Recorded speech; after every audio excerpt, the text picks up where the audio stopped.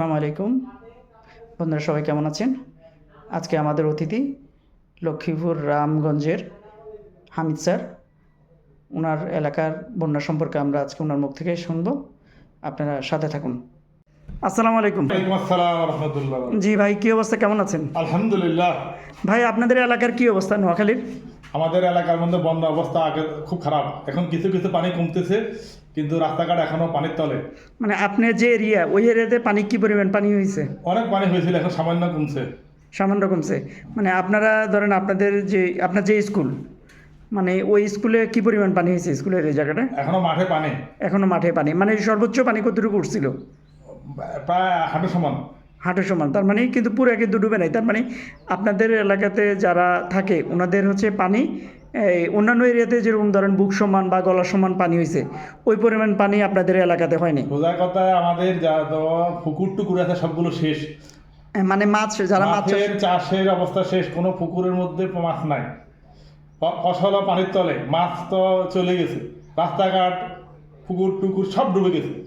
মানে আপনাদের এলাকা, আপনারা তো কেউ তো বাড়িতে থাকেন একই না। অবস্থা। আপনারা কি বাড়িতে থাকেন? আপনারা তো ঢাকাতে থাকেন। এখনো বাড়িতে আছি, বাড়িতে ভাবি কিন্তু বাড়িতে, অনেকে আশ্রয় কেন্দ্রে আছে।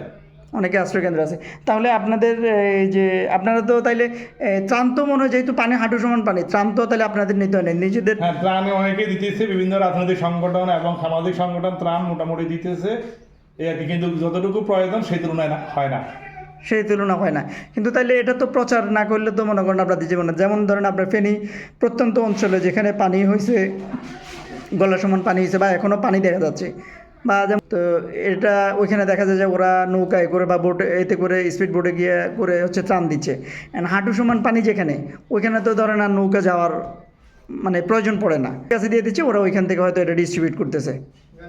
মানে আপনারা ধরেন আপনার টিচার, তাহলে আপনাদের এখান থেকে হচ্ছে ত্রাণ সংগ্রহ করে এই হয়তো এলাকাতে দিচ্ছেন না, আপনাদের ওই যে যেগুলো ফাউন্ডেশনগুলো দিচ্ছে, হুম হুম, এগুলোই ওরা দিচ্ছে, পাশাপাশি আপনারা এ করতেছেন না আপনাদের মার্কেট থেকে গিয়া। হ্যাঁ। তো এতে করে মনে করেন আমাদের কি পরিমাণ ক্ষতি হয়েছে নোয়াখালীতে?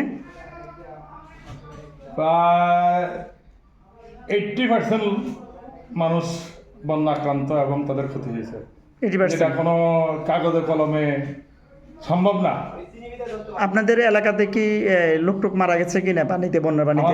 আমাদের এলাকাতে কোনো লোক এখনো মারা যায়নি, তবে অন্য এলাকায় হয়তো হতে পারে। হ্যাঁ, ফেনীতে হয়েছে মনে করেন।